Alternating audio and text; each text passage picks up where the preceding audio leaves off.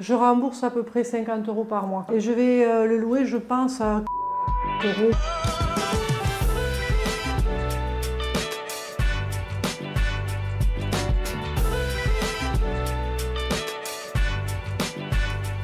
Un premier appartement pour 38 000 €, je vais avec Annick et réaliser ton premier projet. Oui, tout à fait. Déjà, quand vas-tu, Annick? Eh bien, je suis trop contente parce que c'est une opportunité vraiment à laquelle je ne m'attendais pas trop. C'est un peu le hasard qui m'a menée sur cet appartement. Trop bien. Donc je suis trop contente. Et bah, je te laisse nous présenter un petit peu ce projet. Du coup, là, on est dans la cuisine. C'est un petit appartement. Hein. On Oui, va faire voilà, le tour c'est rapidement. un studio de 27 mètres carrés. Ok. Voilà, avec cette petite terrasse qui est donc fermée. C'est parce que ça isole un petit peu, c'est sympa. Voilà, et puis le séjour avec le lit, enfin le coin tout canapé. à fait. Voilà, là j'ai mis un lit qui déplie. Voilà, parce que c'est bien pratique. Okay. La salle de bain, et puis j'ai une place de parking en fait à l'extérieur qui m'est attitrée et une cave. Ok, voilà. Très bien.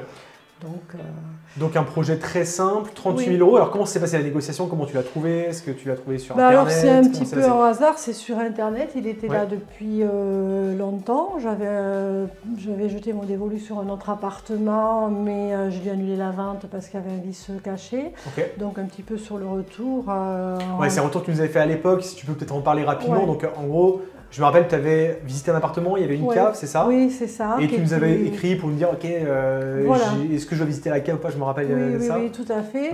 Et cette cave, on ne me la montrait jamais, donc j'avais rendez-vous avec le notaire pour signer. Et 3 jours avant, j'ai annulé la vente, parce que jamais on me l'a montré. Même le notaire avait essayé d'intervenir auprès du syndicat. Et tu t'es rendu compte qu'il y avait un... Et en fait, quand j'ai réussi à la voir, je me suis rendu compte qu'il y avait beaucoup d'humidité et en fait, elle était inondable, quoi. Ouais, donc très important de visiter ces endroits aussi qui sont les caves, les greniers, ça on le dit dans la formation, on le répète.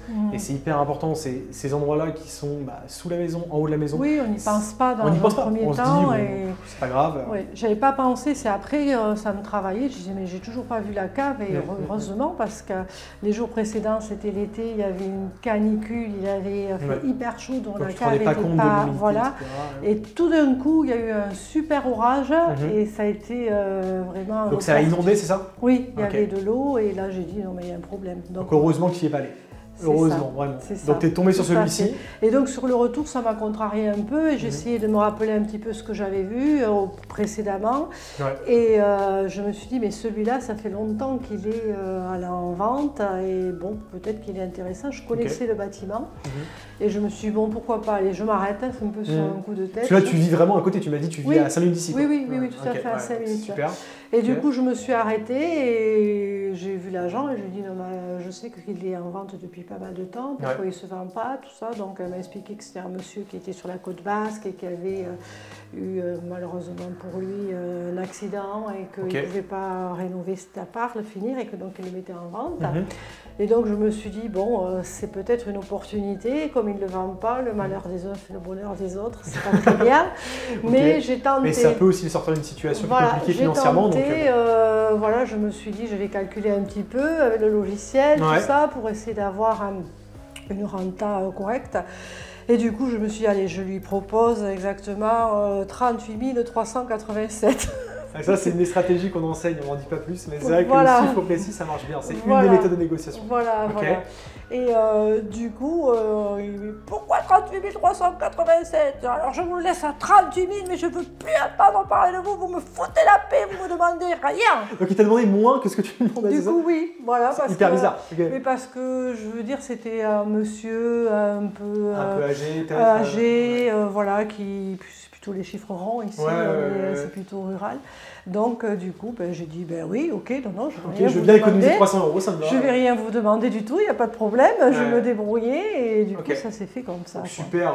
Donc j'en revenais pas moi-même. Affiché à combien de base quand même? 49. 49, 38 000.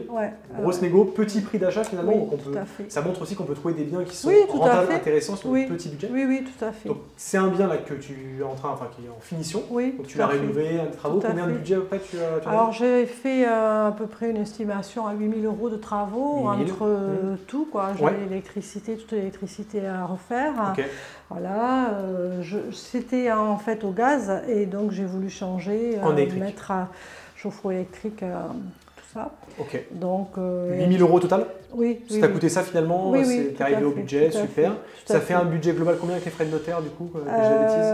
38 plus frais de notaire, tu vas être à... Si on pose une colle, je l'ai plus. Autour de 50 000 € en gros au total? Oui, un peu moins de 50 000. Dans ces eaux-là.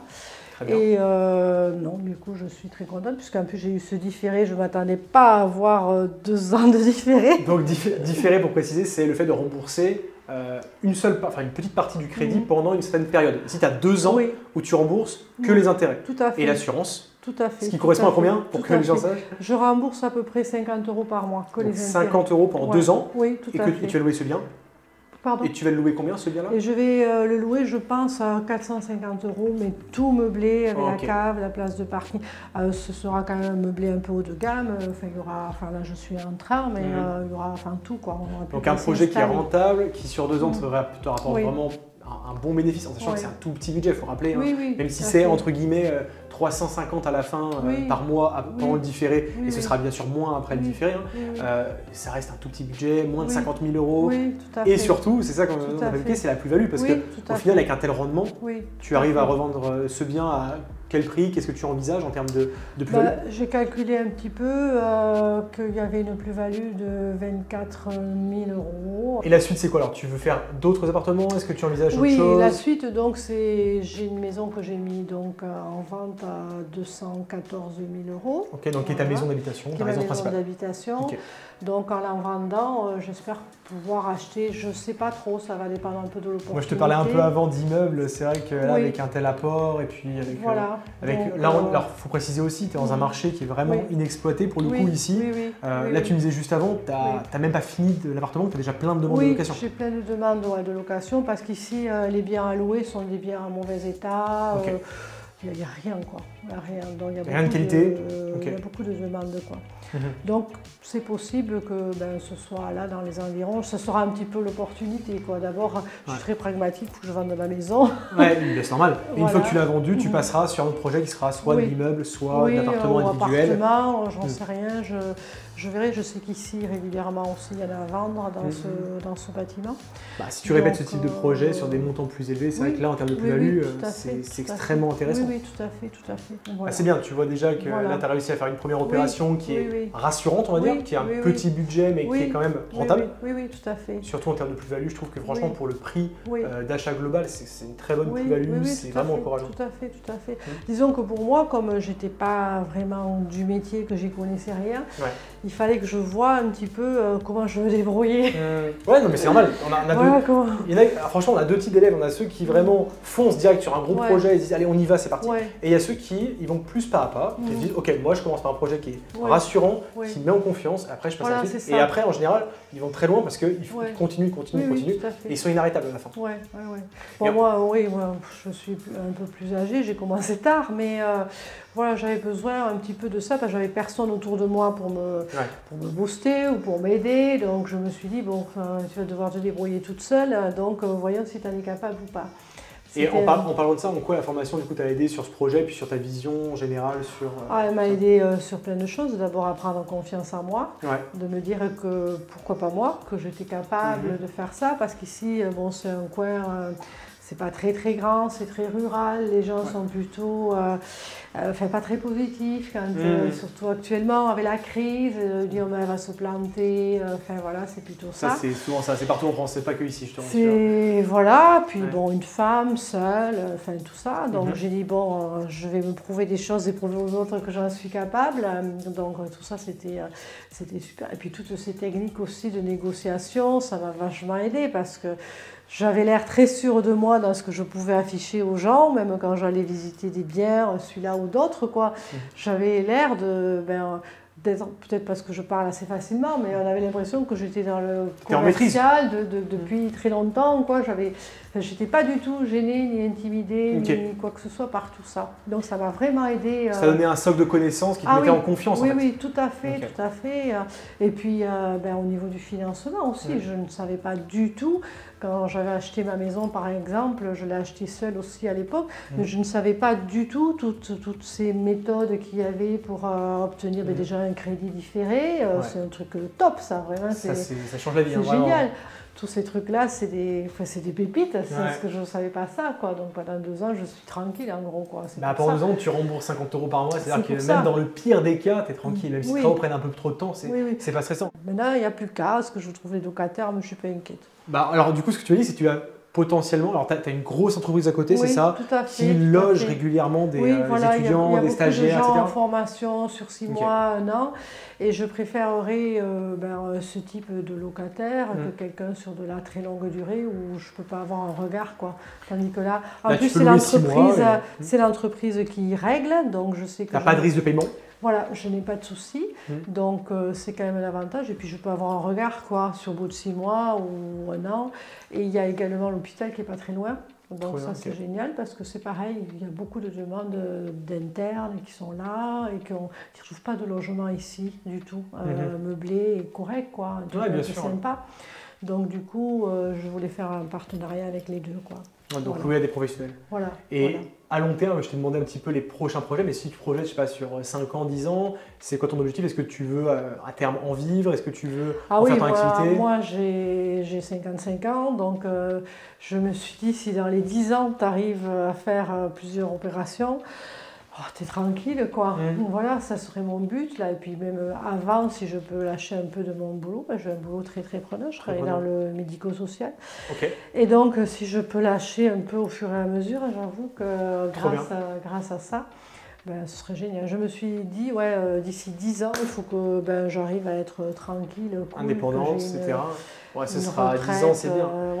Tu es intéressé par l'achat-revente aussi? C'est quelque chose que tu envisages? Oui, tout à fait. Ça peut aller beaucoup plus vite avec l'achat-revente, c'est sûr. Surtout que là, en fait, finalement, ce qui te rapportera le plus sur ce projet, c'est la revente. Oui, je me dis qu'après, avec ma maison, je peux peut-être arriver à faire ce dont vous aviez parlé. Si je récupère de ma maison, en gros, il me reste 38 000 € à rembourser, mais admettons que j'en récupère 150. Voilà, je me dis que peut-être j'ai la possibilité après de devenir marchand de biens. En utilisant ça en apport. Voilà. Tout à fait.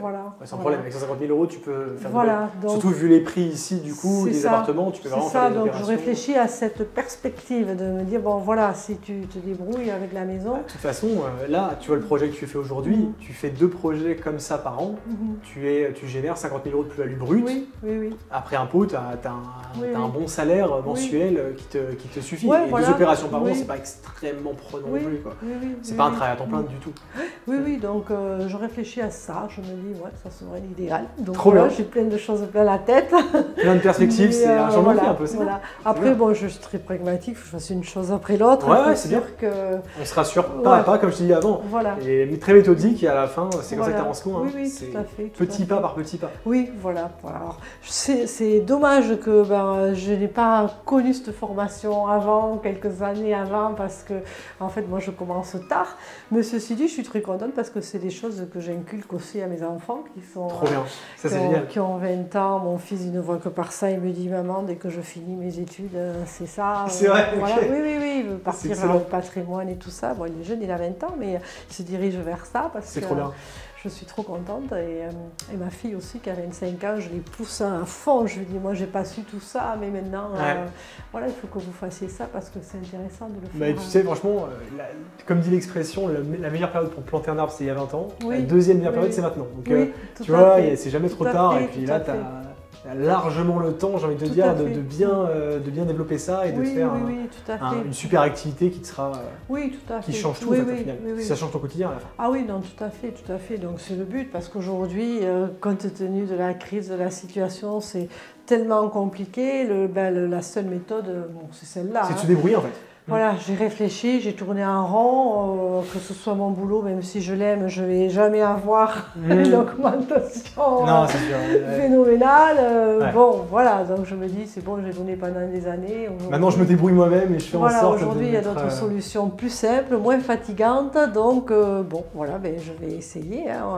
J'avoue que j'avais mon âge qui me freinait un petit peu. Pas du tout, et puis après, je me suis dit, bon, allez, écoute, tu y vas, on verra bien. Récemment, là, j'en parlais à Valentin sur le trajet. Chargé là, qui nous filme actuellement, j'ai fait acheter un immeuble à mes parents, qui est en signature. Mes parents, ils sont plus âgés que toi. Oui. Et tu vois, il n'y a pas d'âge, hein, ils ont plus de 60 ans. Et tu vois, ils ont pu emprunter sur 15 ans. Ah ouais. Super conditions, vraiment un taux incroyable. Là, on a le prêt en cours, etc. Et je suis hyper heureux pour eux. Et même à leur âge, ce que je disais à Valentin, c'est qu'ils achètent leur fait acheter un petit immeuble, etc. On a structuré ça, c'est du off-market. Je ferai sûrement une vidéo sur la chaîne YouTube d'ailleurs à ce sujet. Mais tu vois, à plus de 60 ans, là, je sais que ça va leur faire un revenu suffisant pour qu'ils puissent partir à la retraite. Et c'est tellement incroyable. Juste un projet à plus de 60 ans. La mère à plus de 60 ans, mon père un peu moins. Et il va m'engueuler s'il voit ça. mais voilà, donc ça change tout. Et il n'y a pas du tout de limite d'âge. Alors évidemment, à 90 ans, c'est plus compliqué, c'est sûr. Mais ça va très vite quand on fait les choses correctement, méthodiquement. En quelques années, c'est sûr que c'est pas en quelques jours que ça changera tout, mais en quelques années, on peut construire des choses de très solides et qui changent absolument tout. Alors en plus, je voulais bien ficeler mon truc, pas me planter pour que par rapport, je veux dire, à la banque. Là, tu présentes un dossier derrière, ça passe tout seul maintenant. Voilà, quand tu montreras les chiffres. C'est ça, que je ficelle bien mon truc, qu'il n'y ait pas d'erreur, que je leur montre que même t'as utilisé le dossier bancaire, t'as bien fait. Voilà, tout à fait. Et justement, on m'a dit, mais c'est rare qu'on nous présente des dossiers comme ça. J'avais tout suivi à la lettre, tout bien. T'as copié-collé, t'as fait OK, allez on envoie. Voilà, c'est ce qu'on m'a dit. On m'a dit, c'est rare qu'on nous présente un truc aussi bien ficelé. Alors j'ai dit, je vais pas raconter tout ça. Non, il faut pas dire, évidemment, c'est moi. Surtout pas, voilà, j'ai été bien conseillée, je dis, voilà. C'est rare. Alors, en général, les gens, ils envoient un bout de papier ou un mail avec écrit j'achète ça à tel prix, est-ce que vous me financez ou pas? Et après, ils s'étonnent qu'ils n'ont pas les meilleures conditions, ils n'ont pas les différés, les apports limités, etc. C'est parce qu'il y a une méthodologie dans la demande d'emprunt qui n'est pas si compliquée que ça, tu l'as vu. Tout à fait. Bon, voilà, c'est pareil. C'est pas quelque chose d'extrêmement complexe, mais il faut suivre la méthode, il faut la connaître. Oui, qui est tous les chiffres comme il faut. Et voilà, et c'est vrai que j'ai pas eu de soucis une fois que j'ai compris la logique. Le fonctionnement, la logique. Et ça aussi, la formation m'a vachement aidé pour ça, parce que j'aurais été comme monsieur tout le monde, madame tout le monde, présenté comme tu le décris. Un mail. Tu le décris. Et ça, vraiment, je pense que c'est un atout hyper important. Trop bien. Quand tu as ça au départ, déjà, ça montre que tu sais un peu de quoi tu parles. Tu es sérieux dans ta démarche, c'est ça. Donc ça aussi, ça a été pour moi un bon plus. Trop bien. Bon, Annick, j'ai un cadeau pour toi. Je vais aller le récupérer dans la voiture parce que je l'ai oublié. Et j'arrive dans 2 minutes.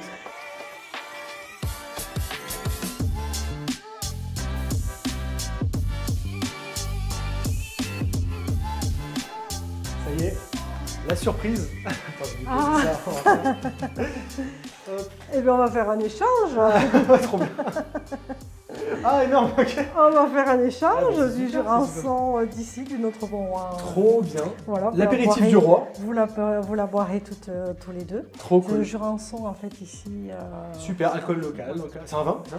Oui, c'est du vin blanc. Les caves de Jurançon, c'est le vin blanc d'ici. Super. Voilà. Merci, c'est super gentil. Moi, du coup, je te donne un retour. Eh bien, merci beaucoup. La cuvée spéciale stratégie immobilier qu'on offre à nos élèves qui réussissent et qui font leur premier projet. Écoute, super. Écoute, merci beaucoup. Ça me touche beaucoup. Tu l'ouvriras quand tu auras ton premier locataire ou à la revente comme tu veux, c'est au choix. Du coup, pour ceux qui veulent faire comme Annick et lancer leur premier projet, on vous met une présentation dans la description de la vidéo. Vous pouvez cliquer sur le premier lien en description et on se dit du coup à très bientôt. Bye bye.